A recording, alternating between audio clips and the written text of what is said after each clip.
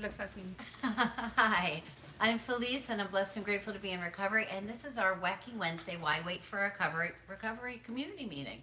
Hi, my name's Haiti, and I too am blessed and grateful to be in recovery. This is the Wild Wait for Recovery weekly meeting on a Wednesday. We are addicts. I'm a compulsive overeater. I'm an emotional eater, a binger, purger, drug addict. I'm an addict. In fact, I'll put anything in my mouth. Generally. I'm a drug addict, alcoholic, anorexic. So we have everybody's bases covered. Hi, it's nice to see everybody tonight. It's nice to see everybody in the room. And tonight we're going to talk about resentments, and we all got them. Well, we just had the holidays. It's a great time to get resentments and to give resentments and give resentments and deal with the whole family and stuff. Yeah, and stuff. And we should also talk after that about the resentments that we hold against ourselves, because I think that some of those are the most important resentments, right? And so we know. So wait, you mean the resentment that you get after picking up all the stuff that you know that's not great for you and eating it, how we feel afterwards, the shame, the guilt, that resentment? Yes, and or how we feel even when we're not going to use. Got it. You know, I definitely go through times where I resent myself. I resent the fact that I'm an addict. I resent the fact that I'm not like other normal people. I feel bad for myself, like, oh, I can't believe it. It's the holidays and you're doing this and he's doing that. That kind of stuff that if I choose to play there and stay there, it just makes me super unhappy. I know how to do sad and resentful and feel left out. I'm very good at that. That becomes a great excuse to use. Right, if absolutely. Absolutely. Or also gives us an excuse just to walk around feeling bad or feeding into our own chaos, which is part of our addiction as well. And we find that when we are resentful, we're resentful only because we don't have acceptance, right? So if we have acceptance for who we are, if we have acceptance for the world around us, if we can accept the things that we can't change, then we don't need to have resentments. So we know all of our negative emotions are fear-based, right? I'm afraid of not getting what I want, or I'm afraid of losing what I have. And so when I'm resentful of a situation, I'm not going to get what I want. Maybe I want to use, maybe I want to be different, maybe I want to be whatever, or I'm going to lose what I have. If I don't behave the way I quote unquote feel like I'm supposed to behave, then I can lose what I have right now, which is my recovery. And my recovery, you guys, not just meaning not using, but actually lose my spiritual recovery, meaning that I could take a day, a week, a month, a long period of time where I feel pretty happy, joyous, and free, and not accept what's going on around and choose to be resentful, and that allows me to lose all that. But if everyone just did what I told them to do. So someone said this in a meeting yesterday. Exactly. Yeah. Then I wouldn't have any resentments, because I know the way that the world should be running and how people should be behaving and treating others. Right. And so when we don't have acceptance, you guys, when I don't have acceptance, it means that I see a situation or a person or a thing that isn't doing what it is that I want that person, place, or thing to do at that time, right? Correct. Right, so it's not kind of going along with my own plan. And the acceptance part is the realization that the universe has its own plan, and that for me, I am in control of my perspective and my actions, and that's it. Right? I'm not in control of your perspective and your actions. So when I say, well, if Haiti would have only said this, or if she would have only done this, or I can't believe she didn't do this, that's me not having acceptance for how you are. And I have absolutely no power over what you do or how you feel. So I can't tell you who to invite for the holidays and who can be there and who can't be there and who should or shouldn't be there. Really? Yeah, exactly. Exactly. So maybe that's been part of my issue. Hi, Amy. I'm seeing a whole lot of people are joining us out there on Facebook. So I just want to quickly touch base with everyone out there. We live stream on Zoom. So if you want to be part of the conversation, just join us in the rooms, then we can actually hear you, because to really start working on our recovery, we need to start sharing our secrets and start asking questions and giving a voice to our faces. Hey, Jess. Hi, sweetie. Welcome. We miss you on Zoom tonight. So is Jess working? Jess is working. So we do live streaming on YouTube and on Facebook, because we believe the more people that we can reach, it helps us stay in recovery. It helps us be in service. and it helps get the message out there as well. So if you have anyone you'd like to share this with, now's a great time to do that, and post your questions so we can start interacting. So we have a small group in the house tonight, so we can go around kind of pretty quickly, right? So we'll say hi first. Hi, Karen. Karen, can you hear us? Good evening. Hi, we have Karen on Zoom. Hi, Felice. How are you? Heidi. Hi, Angelique. Hi. I'm doing good. I'm just trying to kind of find the house again and figure out some sort of quasi routine with this puppy. She's keeping us busy. And anything so I know that you. Sorry, go ahead. Yeah, I know that you worked through so much stuff lately. I'm really proud of you, by the way, for that. And I know that you were having some sadness and actually I think some resentment, some things that were difficult for you to accept. And it seems like right now you have a whole lot more acceptance for what's going on around you. Is that correct? Yeah, I just decided I think I was trying to figure out a way to make it all better, and it's not going to be all better. I think it's going to have to be what it is, and I'm gonna work hard to be fine with that and to enjoy those that I'm with when I'm with them and let the rest go. Right, good. And so that's acceptance, right? That's you saying, okay, I can control the way that I look at things. I can control my own actions, but I can't control the way anybody else looks at something or my own actions. And how do you feel differently since you've decided to do that? You know, I've been able to really enjoy, for instance, instead of feeling a lot of resentment with my daughter-in-law, I've been able to really enjoy being with her and enjoy the not just the material gifts she's given, but also the gifts that she has, you know, emotionally and personally. She's been a real help with the puppy advice, and I just have been really able to enjoy her for who she is instead of trying to fit her into the mold that I want her to be. So it's really freed me up. Right. So everything around you is the same. The people, you have you, and then you have your people, and the people are all the same. So the only thing that changed is your perspective. That's right? Exactly right. And that change in your perspective has allowed you to be happy. Absolutely. Yeah. It's made a big difference. So yeah, I really had a great Christmas and a great time with everyone, and that's fine. Yeah, I'm really proud of you.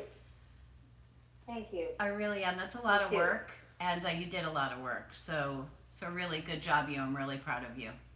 Good for you. Thanks for being here tonight. Had a lot of help. You have anything you want to add? No, I'm very proud of Karen. Yeah. I think she's come, I watched the progress, and I just see it in your face. Honestly, from when you first stepped into the rooms to where you are now, you actually glow when you come to the meetings. It's awesome being with you. Yeah. So congratulations. Good to see you. Thank you. Thank you. One of the questions that came up is, what is the difference between regrets and resentments? Well, resentment usually, when someone's resentful, they usually feel anger, right? And I think regrets, we usually feel sad. More importantly, I think that in both cases, if I regret something that's happened in the past, I'm looking at something in the past and wishing it was different, and I don't belong playing there because it already is the way that it was, right? So remember, we say we won't regret the past nor wish to shut the door on it. Well, take a look at what's happened in the past. We learn from it. We learn from our mistakes. We learn from the way that we looked at things, and hopefully learn to look at things differently. Resentment is something that I'm holding on to, some anger that I'm holding on to because of the way that I've acted or the way that you've acted. Sometimes with resentments, they can be worked through. Perhaps if I'm holding a resentment, let's say I said something to you yesterday and you said something back to me and that made me angry. I can walk around with that anger, or I could say, hey, Haiti, we had a conversation yesterday and you said this and I kind of felt like this, and let you speak, whatever you have to say, and see if we could come to some kind of resolve. But that resentment is usually anger-based, and regret is usually just feeling bad for the past. To regret the past doesn't serve us. To learn from the past serves us. To hold on to a resentment, if I'm holding on to resentment, the only person I'm hurting is me. You might not even know I have a problem with you, right? And so I'm hurting me. So I'm choosing to walk around with anger and with fear, right, instead of speaking about how I feel and getting over it. Neither one of those things serves us. And I also find when I have a resentment with a person, or there's something that you did that I didn't like, the longer I think about it, the worse it becomes in my mind, the more resentful I come, and I have 50 million conversations in my head about it, because I'm that obsessive compulsive personality as it is. I'm the addict. So I become like that record that's stuck, that needle that's stuck in the groove, and it's all that I can think about. So I start obsessing about you and what I should have said, and why didn't I say this, and why did you do this, and how could you? And it becomes, and then when we actually sit down and talk about it 20 years later, or a day later, sometimes what I thought happened is so different to the way that you thought of it, and you might not have even seen it as an issue at all. You might not have remembered it, and also for sure I didn't remember your perspective on it is totally different. And when we sit down, it's generally like a 3-minute conversation sometimes, or it could be a little bit longer, but I've built it up for so many hours and so many days in my head that it would have been so much easier if we just addressed it and spoke about it at the time. And why don't we speak about it at the time? Because I don't want to look weak. Ego. Right. So, okay, ego, right? You don't want to look weak, which is ego, and you're scared. And also, sometimes I don't think I'm worthy. Right. I don't think I'm that important, or that that you are more important than me in my own life. I mean, this is a crazy thing. This is how I start thinking. So I think other people's feelings become so much more important that I can't say what I'm thinking. Right, and also it is fear-based, because if you say this, well, if I say this, what happens if she doesn't like me, or what happens if she gets mad, or what happens if she doesn't get mad? You know, so we've already decided, we've already taken a situation, we've already seen 57,000 different ways that it might play out. Like, really, it's crazy, right? Like, we're crazy when we're doing that. Instead of just having a conversation with somebody and saying, hey, let me let you know how I feel. This is how I feel, without that reservation and without that fear. Because when I present myself openly like that to you and say, hey, we had a conversation yesterday and you said this, and I took it like this, and it made me feel like you don't care about me, or it made me feel like you don't love me, or it made me feel like Sarah's more important than I am, or whatever it is, and at least let you know how I'm feeling so that you could say what you need to say so I could let it go. When I don't talk about how I feel, you know that you're only as sick as your secrets thing, right? Right? So those secrets make us sick in a whole lot of ways. And it doesn't have to be a secret like I did something bad. It could just be something that, you guys, the stuff that we keep inside of us, those secrets, we keep inside of us because we're ashamed, right? We're scared, we're ashamed to say what it is that we want, or how we think, or how we feel. And as long as we're holding on to that shame or that guilt or that fear, it lets us walk around in our own chaos in our own head. And that keeps us in part of our, that's a big part of our addiction, right?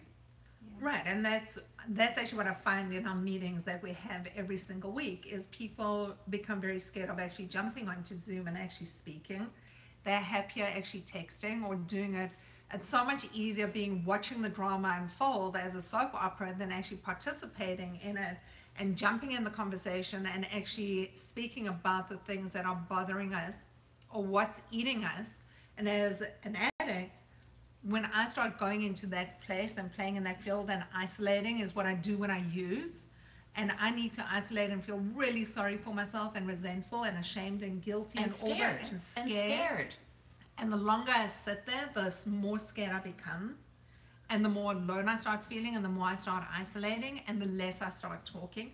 So honestly, people, my hope for you is that it's a very courageous thing to jump into a conversation. Yeah. No one knows who you are. When you're on Zoom, you're anonymous. The only thing people hear is your voice. It is a great place to start asking questions. And we do this because it helps us get well. It took me a long time to start speaking. I came from a place where kids were raised to be seen and not heard. And it's something that's one of my challenges, is starting to voice myself. It's one of the things that I work on constantly. So whenever I get told don't say this is the time that I'm finding myself speaking up more. Yeah. Or pushing myself to do it. Yeah, the time that you feel the most afraid is the time when you need to come out. Right? Because the time that you're feeling the most afraid, that fear is something that you need to get through. And that fear is stuff that we're almost always that we're making up in our head. Right. And the thing that I know really well is how to hurt myself. So I know how to eat to the point of being in pain. I know how to really hurt myself.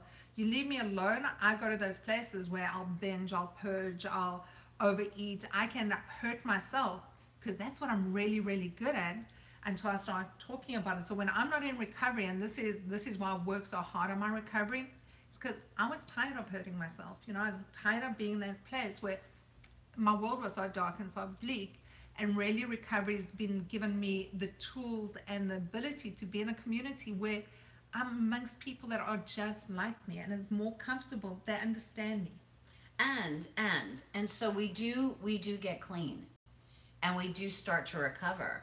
And there will still be times in our recovery where we're still resentful and scared and shameful and all of that stuff, and we don't pick up.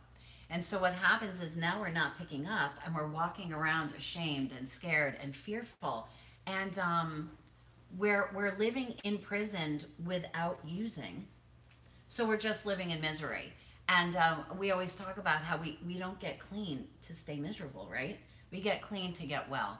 And so part of that getting well is always going to be sharing.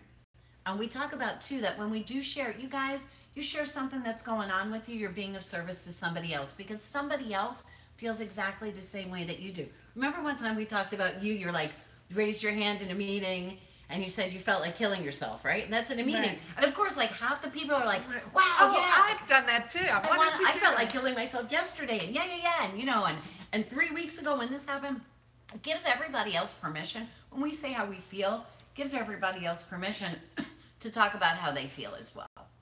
Right. Excuse me. Sorry. Hi. Hi. How are you today?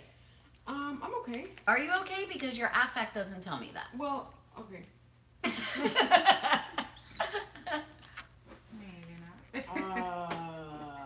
I could be better. I'm just discontent and.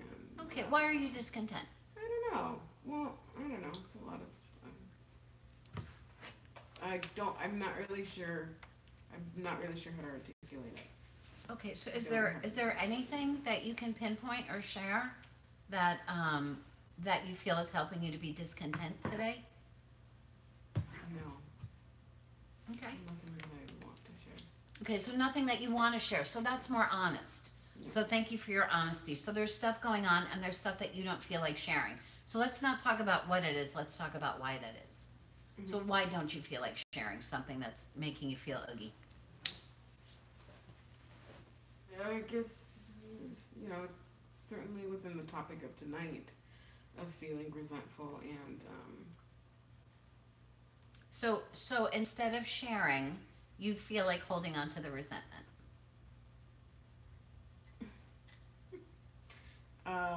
when you put it like that. Yeah. but that's the way to put it. Right? Yeah. So you're feeling a resentment and you don't want to share because? Well, I just don't feel like it, I guess. Okay. And so you know the only way to get over that resentment Yeah. is to work through it. Oh, yeah. So let's say you were resentful of me. So let's play this. Let's say you're resentful of me. Okay? You're having a resentment toward me, which I kind of wish one of your resentments was toward me because I'd be happy to play that out with you. I'm not kidding. It's not. So, and you guys like all have resentments toward me sometimes, and that's cool, right? Because we work through those, and that's how we learn, and that's how we grow. So, if you were having a resentment toward me, let's say, and we spoke about it, what do you think the end of that would look like? Well, I did have a resentment towards somebody, and I did speak about it, and I still don't feel peace or relief. Or Can whatever. we get into that? Well, you know the person, and I don't want to get in front of it. I don't want to talk about it on camera, I guess. Do I know the person? Yeah. Okay. In this group, not today. They're not here as we speak. They're not sitting in. It's not anyone here. Okay, so you have a resentment with somebody in the group because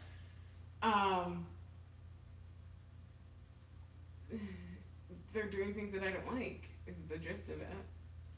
Oh, okay. Or, yeah.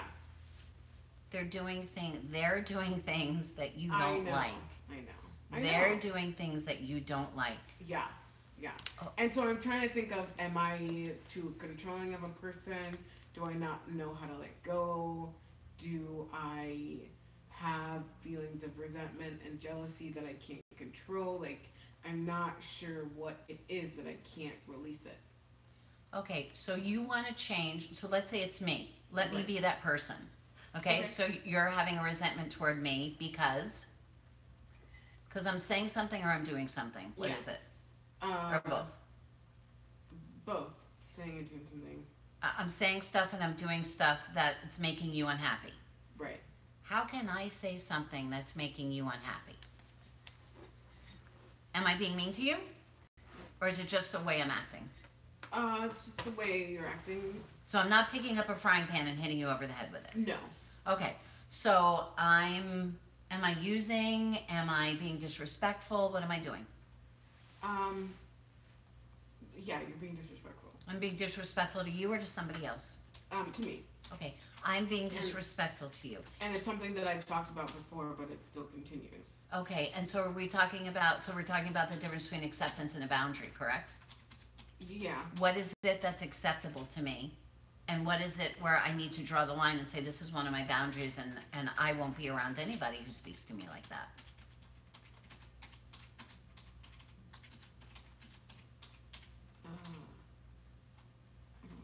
So if I'm disrespecting you, how am I disrespecting you? You're doing something that I specifically asked you not to do. I'm doing something. So I'm using your car without your permission. Okay. No, okay, is it something like that? Am I flirting with your boyfriend? Like, is it something like that? Like, Okay, you could use that example. I'm yeah. flirting with your boyfriend. Yes. Okay, and do you have any control over me flirting with your boyfriend? No. And did you say to me, you know what, Felice, when you flirt with my boyfriend, it makes me feel like you don't care about me and you don't care about our relationship. Right. And you've already told me that? Correct. Okay, so you told me that this behavior, you hear this behavior as, I don't care about you. Right. Right, so why are we in a relationship? Because I don't think that I want to be in a relationship with somebody who doesn't care about me. True. If that, in fact, is the truth.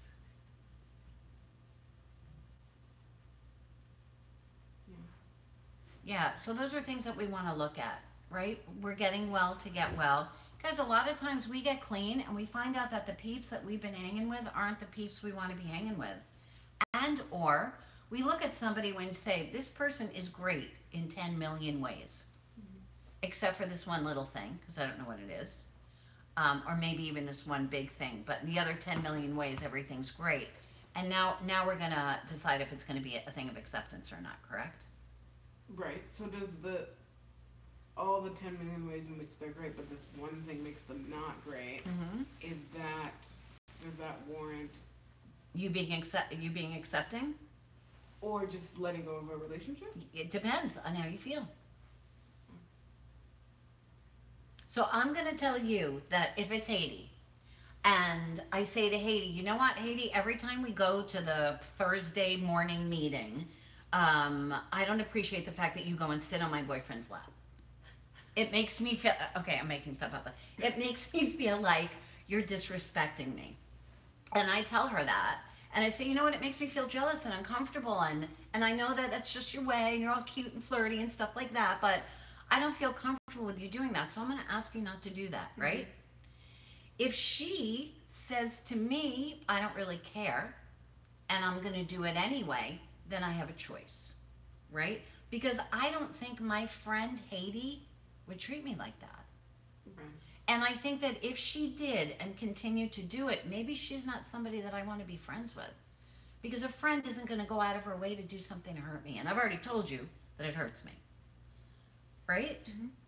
So is it something like that? This is really hard. If she would just tell me what was going on. Can you just tell me what's going on? I just feel uncomfortable like speaking about it right now because I just don't want to. Okay. So, and can I just say something on this Something. as well? Say something. So sometimes, Help. sometimes there's a whole lot of stuff going on in our world, and people come in and it triggers us to really resenting. I'm talking from my own experience. I get resentful of something that someone did, and I really take it out on someone that it doesn't really involve at all. And it can be work related, it could be a million other things, and I get resentful of what that one person in front of me is doing. Sometimes I don't need to make a decision straight away. Sometimes I can sit in that for a little bit and actually look at it. I could first step it. I can start working, doing something to work at it and look at why am I reacting the way that I am, because very often it's me. I've got some part in that whole thing that's going on. Why I start feeling resentful, or unless it's something that I'm sitting on your boyfriend's But lap. still, when you just said there's a it's always about me. So that part you're correct. My resentment is always about me. Your resentment is always about you. What your part in it has everything to do with it. So you can choose to say, I could choose to say, well, Haiti's sitting on my boyfriend's lap and she doesn't really mean anything by it, and I'm just going to let it go because I know that she's not doing it purposely to disrespect me. I could change my perspective. Yeah, but when do you make that decision? You make the decision between what's acceptance and a boundary. So until you tell me what it really is, because there is a difference between her sitting on my boyfriend's lap and her doing it kind of cute and not meaning anything by it. I abused her on the TV. And her not meaning anything by it, or her actually meaning something by it. And then it's going to depend on what it means to me. So we've gotten absolutely nowhere. So Just for the record, Haiti didn't actually do that. Of course not. That was a little bit of codependency out there in the world. I don't know what just happened, but thanks for sharing, baby. And thanks for standing up for me. That's And right. That's love what you, I my said. friend. A little bit of Thank you. codependency. So if you Yeah. feel comfortable enough to tell us what's going on, that would be awesome. Because whether you tell us or tell somebody privately, talk through it with somebody. So listen, the first time when I was in recovery, before I relapsed after the 7 years, I had a therapist, and I used to call her and say, this happened and this is how I feel. Is that how people are supposed to feel? I'm not kidding, because I'm so used to this happened, so I'm going to use so I don't feel nothing, right? So that I don't have to feel anything, that I wasn't sure whether my emotions or feelings were like normal or not. I get that, because I spent so many years not wanting to feel, kind of eating my feelings and numbing myself out, that when I started getting into recovery, I started having all these emotions. I only knew how to call them two things, happy or sad. I didn't know the other things in between. I didn't walk into the rooms and step into recovery and go see a therapist and do all the other stuff. I just kind of fell into bariatric surgery, had surgery, and thought it would fix everything, and then started going backwards into recovery. So finding out that I had emotions also became, what are those emotions, and sitting in them to identify them as well, and also learning to name them, and also starting to see what is my learning in that process. Because when I was in recovery, part of the process of recovery was to learn about me. And when people trigger me, I know that's about me. That's about me in there as well. So there's something that's happening with me in my recovery It that's always not is. 100% Right. okay. Yeah. Then I need to look at that part. They're going to do whatever they're going to do. You've made the request, you put it out there. How they react to it, you'll make that decision at that stage when you're ready to make that decision, whether this is a boundary or this is just something, a learning experience or communication experience or whatever that is. But for me, I try at this stage of where I am in my recovery, I try to take as much learning out of that situation as a growth opportunity for myself. And what's the fear behind the resentment? Because resentment is fear-based. So what's the fear behind the resentment? Why is it that, so you've talked to me, you told me that you're resentful, right? You stood up for yourself and you said, hey, like when this happens, I feel like this. Right. And that person is disregarding how you're feeling? Yeah. Okay, the person's disregarding Or, I mean, they may not realize it. Well, if you told me, I realize it. If you played around with words with me so that it sounded pretty or I wouldn't get mad, maybe I don't realize it. If you told me straight up, when you wear the green shirt, it makes me feel envious.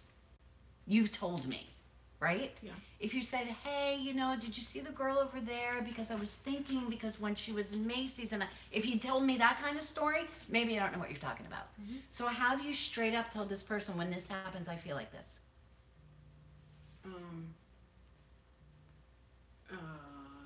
Yes. Yes? Are you sure? Yeah, I don't think. Okay, I think maybe there's a hole though. Now that I'm really thinking about it. Okay. So maybe you haven't really said how you felt. Listen, I can't read your mind. No. Right? So you can't. have to tell me exactly what's going on and how you're feeling. Not what I'm doing, but how you're feeling.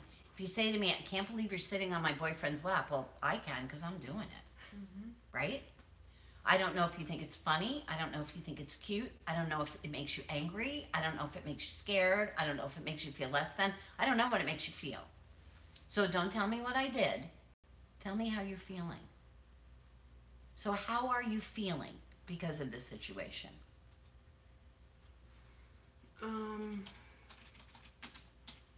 Resentful, envious, past things that have happened make me think the way that I do. I feel anger at myself for feeling the way that I do. You're envious of this person? Of the situation. Okay. Does it make you feel unworthy or unloved or unlovable or? Yeah. Yeah. Okay, so those are the things that you want to relate to the person that you're talking to. Okay, let them know how you feel. Because until you tell me how you feel, I don't know how you feel. Once you tell me how you feel, I have a choice to make. If I'm your friend and it's not something ridiculous, then I'm going to respect how you feel and I'm going to make sure that I do my best not to, even though how you feel is from you, still not to do that again. You know, because it's not worth it to me because you're my friend and I don't want you to feel a certain way. Yeah, I don't want you to have to feel scared or unloved or uncared for because of a certain action that I'm doing that I don't need to be doing anyway. So just make sure that you're clear when you're talking to somebody about your resentment, and make sure that you're not telling somebody what they did, but you're telling somebody how you're feeling. Okay? Okay. So I just want to say hi as well to Amy. Hi, Amy. Welcome to the rooms. We're going to get to you soon. We also had Linda. We've had a couple of people jumping onto Zoom. We're going around the room and we'll get to you in a little bit. Groovy. Welcome. How are you, Sarah? Hi. Hi. I'm doing well as far as recovery goes. Getting to recovery, I'm doing well.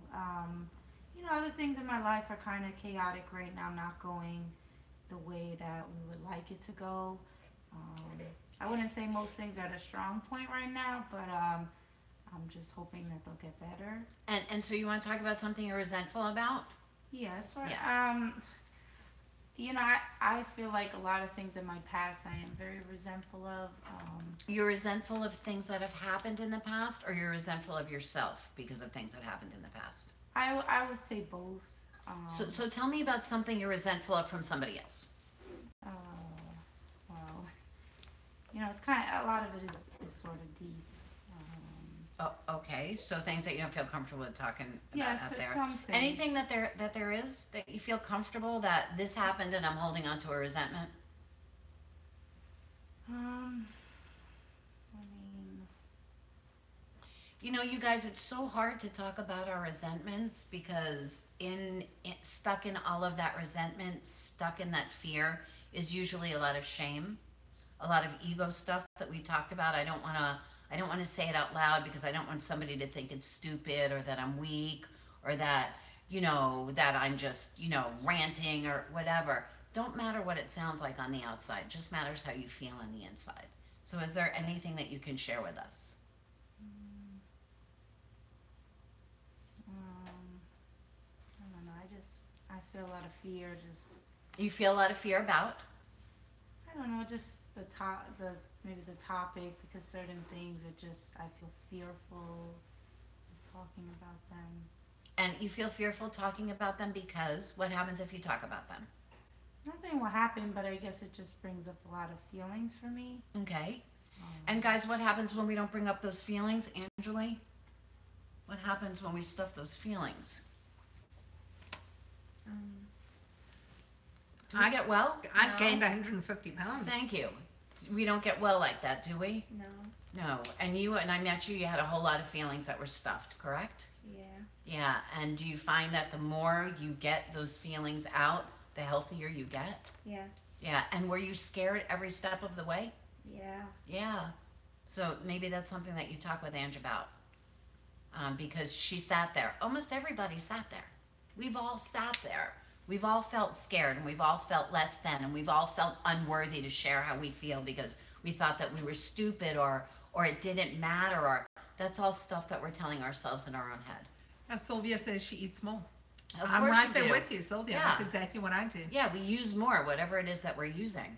Yeah, I definitely feel worthy of it. It's just maybe the current day I just don't feel comfortable right now. Okay. Cameras and Okay, fair It's enough. very deep. Fair enough. Okay, and so I'm going to ask you to get with somebody after this meeting, if you can, if and when you feel comfortable, and talk about it because it's the only way that you're going to feel better. And I can promise you there ain't nothing happening to you I know. or happened to you that didn't happen to or with one of us. Even in this little tiny room, I can promise you that whatever's going on with you, one of us can relate to. Jessica's here. Hi, Jess. Hey, Jess. Nice to see you. Ange, do you? I'll get right back with you, Allie. Or were you just saying hi to Yeah, I was Jess? just saying. Anything about resentment that you can share? So as you've been going around the room, I've been thinking, and I do have a resentment. I don't know if it's appropriate or not to share right now. Okay, I think it's always appropriate to share. So I do. Yeah.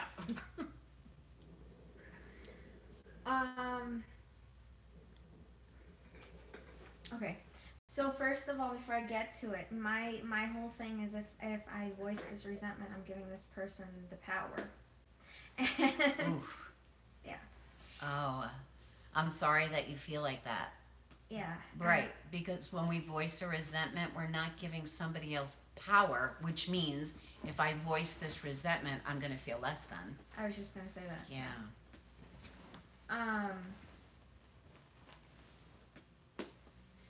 So yeah.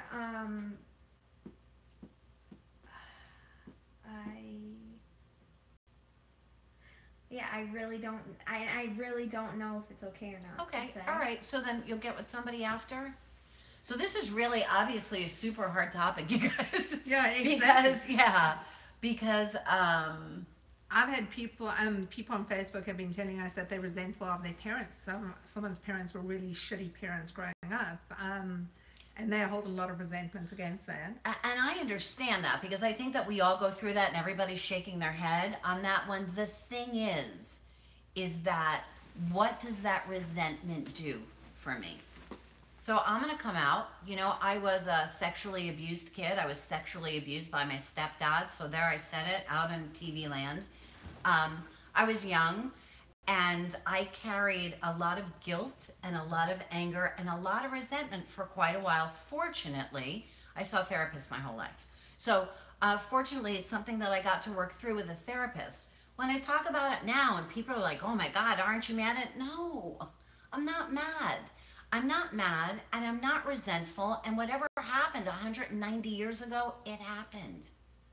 That's an event that happened that is never going away. The emotions that I had tied to that resentment, the fear that I had tied to it, the me feeling like I was never good enough, that that I was worth disrespecting by men, all of those things that you learn as a young kid that was sexually abused, none of those feelings that are attached to that event serve me. And so, they say if you have a resentment or you're angry with somebody, pray for them. And I used to say, yeah, I'm going to pray that person gets hit by a truck. That's what I'm going to pray. But that's not what they're talking about.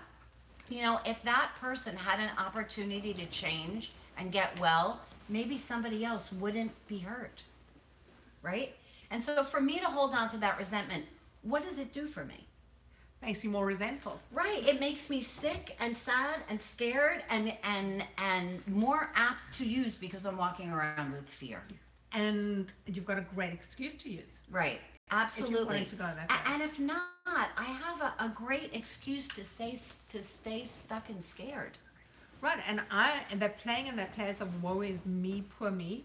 Poor, what do we say? Well, pour me a drink. But when we're Right. talking about a kid that was sexually abused, I'm Oh gonna no, look at that's it as a little bit different. No, that's a little different. You're Yeah. a kid and you can't. Right. You've got very little power. But the thing is, I was a kid, but I'm not a child now. Right. And I had those feelings, but I don't have to walk around with those feelings now, because if I do walk around with those feelings, I stay fearful and sad and scared and resentful, and it doesn't serve me. Me walking around thinking about something that happened 100 years ago keeps me from being happy right now. So when you talk about giving somebody else power, that's giving away everything spiritual inside of me. So I've been taught, and I choose, and I don't know if that person's alive or not, but I choose to hope that that person's in a different place, that maybe that person got some help, that maybe if other people got hurt, that they got some help, and that this person did get some help so that nobody else got hurt, right? And I choose to let it go at that, because otherwise it just keeps me sick and suffering. I don't need to be sick and suffering about something that happened a million years ago. I don't. Did it cost me $8 billion worth of therapy to get that way? Yeah. You know, did it cost me a couple of treatment centers? Yeah, it did. But right now, it ain't something that I choose to hold on to anymore. And so I've chosen not to hold on to the resentment and to let it go. And really never to think about it unless we're talking about this. Because I don't need to play it through in my head. Well, if only, and what if, and if I did this, and he did that, and I said that, and all of that just keeps me sick and crazy. And I don't want to be sick and crazy today. Today I want to be happy, joyous, and free. So no, I'm not gonna hold that resentment against that person, because the only person that it hurts, you guys, is me. Right? We forgive others because it helps us to be happy. We let go of that because it helps me to have joy in my life today. Right? Remember, resentment is like drinking poison and expecting the other person to die. As long as I'm resentful, I'm drinking that poison. I'm drinking that poison. I'm poisoning myself with fear and with guilt and with shame. And I don't need to play there today. And you stuck. Exactly. Right. It can actually immobilize you, you know, that kind of fear. So for me, I choose to let it go. Yes, please. Can I take it back? I want to share. Okay. Sure. So I'm gonna give a generalized whatever about it.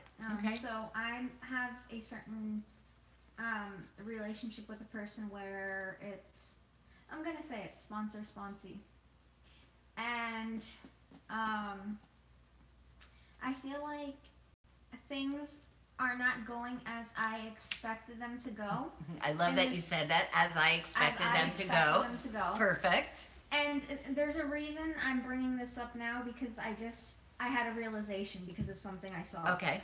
And so I think for me, the acceptance comes in realizing that people do things in their time, and sometimes people are fighting battles we know nothing about. And I was I don't even know if resentful is the right word for it, but I was bothered by the fact, am I doing a good enough job, or am I doing what I need to do, because this person's not receiving it in the way that it's supposed to work, or in the way that I received it. So your resentment basically was about you. That was your part in it. You just four-stepped yourself, so that was amazing. So you just spoke about your part in that situation. So your part was that we already plan out, well, I'm going to help this person and this person's going to get well. Right? And so that would be like, so let's put it in our relationship. Mm-hmm. So that would be like, you and I'm your sponsor, and you're my sponsee, which is the truth. And I saw you for the first week, and after the first week, I expected you to be better. Now, did you do stuff that I told you to do? Yes, you did. You did stuff.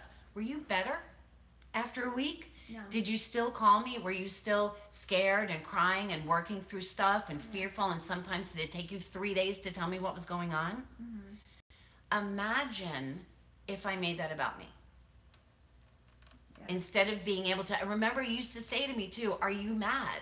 Mm-hmm. And I would say, why would I be mad at you?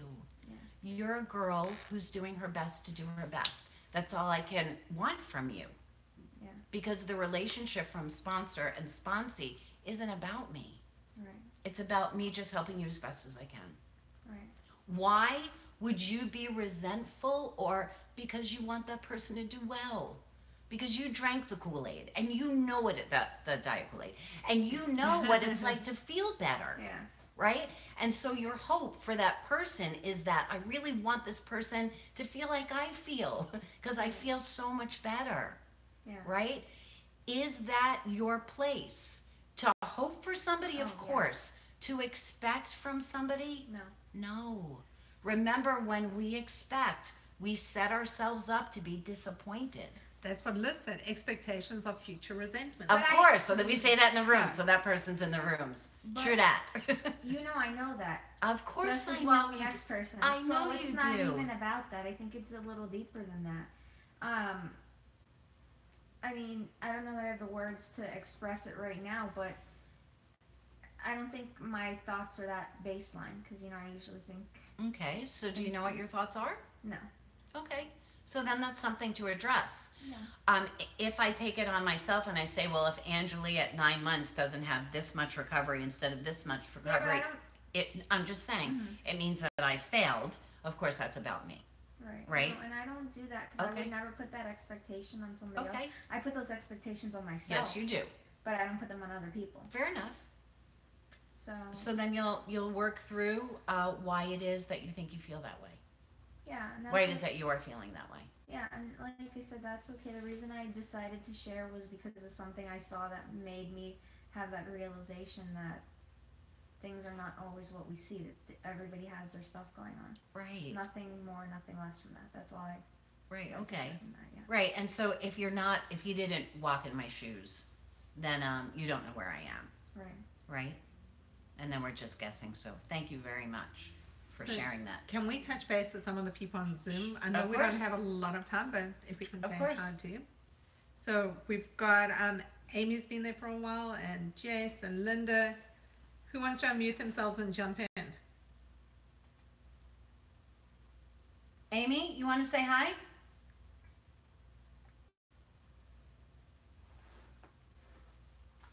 You're still on mute. There we go. We can hear you. No, we can't. No, we can. We can't hear you.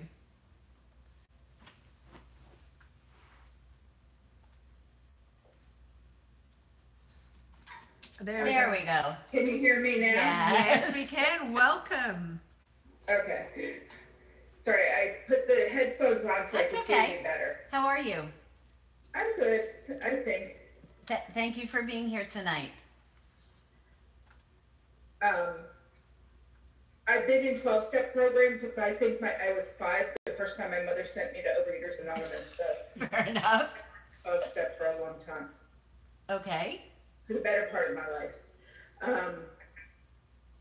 And so this is kind of nice to be able to find, because I've not been able to find meetings where there is actual recovery. Hmm. A lot of the meetings are about whining. Yeah, we're not allowed to do that here. Yeah.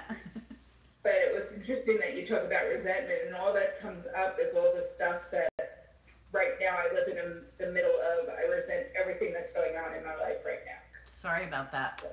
Well, it is what it is. Yes, it is what it is. Do you have, so we always do this, you got 15 seconds to tell us the problem, and then we'll help you with the solution. So is there something that you feel comfortable to talk with us about that perhaps we can shed a little light for you? Okay, so I'm the caregiver of my husband who is disabled. Okay. So I work 2 jobs, Mm-hmm. and I take care of the house, and I try to get everything done. And then I resent that I don't have any time to do the things that I need to take care of me. Okay. And is there a solution to that? I haven't found one yet. Okay. Fair enough. So, but you're open to suggestion, correct? Absolutely. Okay. Yeah, so that's something, so that's so specific. It's something perhaps we could talk about after, because it would be like a lot getting into your financial situation and your area and what goes on over there and how you could get some help. And so that would be more of a kind of a one-on-one conversation maybe to have after. Okay. Yeah, just because I don't know you well enough. Like, I don't know what your situation is. I understand. But I thank you so much for sharing. And you know, whatever that resentment is, I'm going to let you know. And I understand. It's, first of all, being a caregiver is really, really, really hard. It's something that we do, but it's super hard. And the only thing that we could do then is somehow learn to change our perspective if there aren't any other actions that we could take. Yeah. So perhaps we can talk about that a little bit after. Okay. Okay, but thank you so much for being here, and thank you for sharing. That's really awesome. Yes? And one of the things, Amy, I'm a food addict. So I'm that emotional eater, the compulsive overeater. So I also have that aspect of needing to take care of myself so I don't pick up. So that would be picking up any of the foods, those trigger foods as well. So I need to plan and look after myself in the whole process between everything that's going on. So I really try have a food plan, and I really try to look after my own nutritional, well, my needs. So as well as dealing with being an addict, I also need to be very cognizant of the things that trigger me as well, that if I pick them up, it just makes everything so much worse. So I just really have to make time in my day, if it's once a week or twice a week, to chop, prepare, and do things that I need to do to take care of myself as well. Because it does get busy, and we have a lot of other people that we, as nurturers, that we put ahead of ourselves, but we also need to put ourselves in our recovery first as well, no matter what's going on. Oh, she's muted. Okay, that I understood what you were saying. Awesome. Okay, thank you. Thank you for sharing. Thank you. Jess? Miss Jessie. What up, girlfriend? Hi. Hi. Not a lot is up. I'm just at work, but I joined while I could for a little bit. So not a lot is going on. Things are good. Things are good. You talking to your sponsor? Yeah, she's out of town, but we've been texting. Okay, good. All right. Anything come up resentment-wise for you that you feel like sharing? Because What'd you say? I said anything coming up resentment-wise that you feel you can share? I'm kind of on the same page with Angela. I'm like, I don't know if I want to talk about it right now, but it's something to think about and possibly address maybe later this week. Okay, and you're putting that off because? Just uncomfortableness. Uncomfortable to get it out there, or uncomfortable in this room, or? To get it out there. Okay, and so you know I'm going to tell you that when we choose to hold on to the resentment and not speak about it, we're just choosing to stay sick, right? Because it's still right. a choice. And I don't know if resentment is the right word. Like, I seriously have to like Google it and make sure that that's really the right word. Well, how are you feeling? Maybe envious. Okay, so you're feeling jealous? You guys, it's okay to say I feel jealous. Angela has a huge problem with that. She hates that word. I'm like, saying that you're jealous about something. Okay, so people get jealous. You know, you can work that through. People get jealous. Oh, that person's jealous. Okay, whatever. It's like, it's okay if we're sticking needles in our arm, or if we're eating 873 million calories and then vomiting for the rest of the day. That's okay, as long as we don't say we're jealous. Totally cool. Right. Right? Like, listen to what we say. Listen to how crazy we are. Right? Right?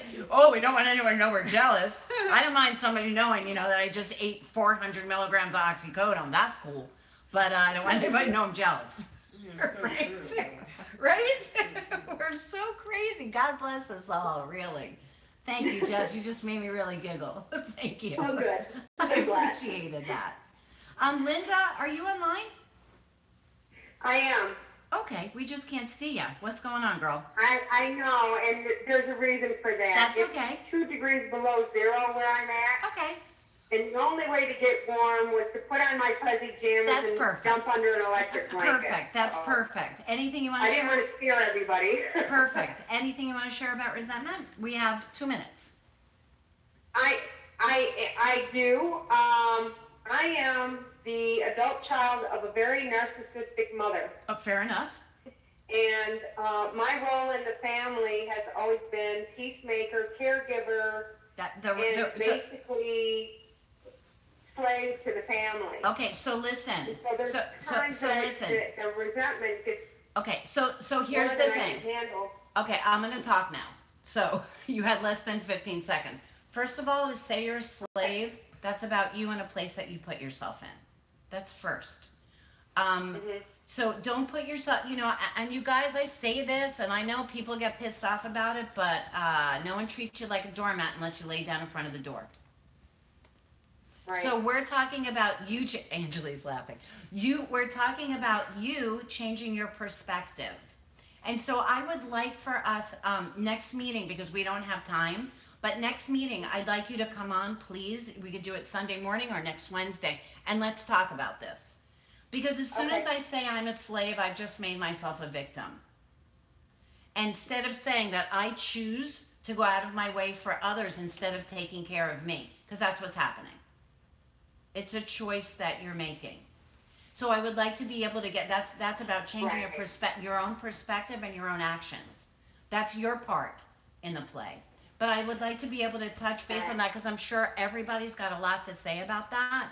And I would love if you could bring that up, please, the next time we meet. Would that be cool? Would that be okay for you to do? I don't know if we just lost Linda. We might have lost Linda. Okay, Linda, so, I think we've lost you out there in Facebook land. Oh, can you hear us?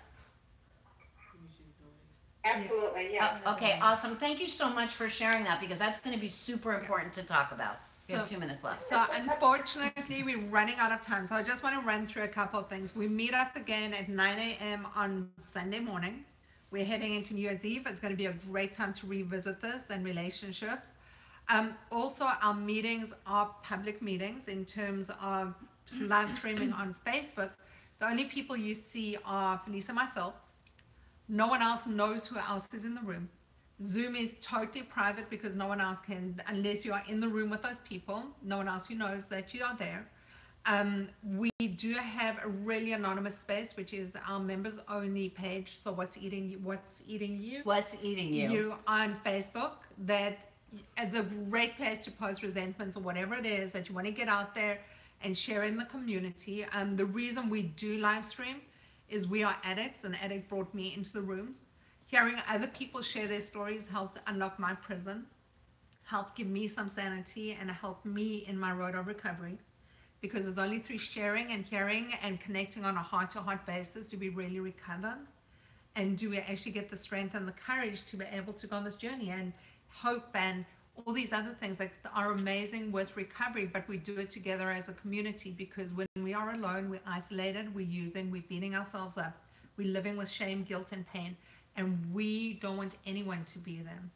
And one of the ways we stay in recovery, one of the biggest ways we stay in recovery, you guys, is through service. And sometimes service is just sharing how you're feeling so that somebody else doesn't feel so alone, so that we can work through some stuff, so that we can work through that fear, so that we can move forward with our recovery. So share, you guys, be of service. Share our video, share with each other, talk with each other, post, like you said, Heidi, post on What's Eating You on Facebook. Post, ask questions, share, look at what other people are saying. Get together as a community and stick together as a community, because that's how we get strong, right? So one of my challenges I'd love to put out there as we're leaving 2017, going into 2018, post on What's Eating Your resentment you're willing to let go of. Something that you want to leave in 2017 that you don't want to take with you in 2018. Good idea. So we'll see drop you, part of that rock, right? We'll see you at 9 a.m. on Sunday. Right. I am so blessed and grateful to be in recovery. I am so blessed and grateful for every one of you that allows me to be of service. Every one of you that shares, who helps to keep me clean. So thank you so much. And I'm blessed and grateful for all of you. Thank you so much from the bottom of my heart. I love you. Happy Wednesday. Happy Wednesday. See you Peace out, Sunday. you guys. Peace out. So everybody has such a hard time talking about their resentments. That was like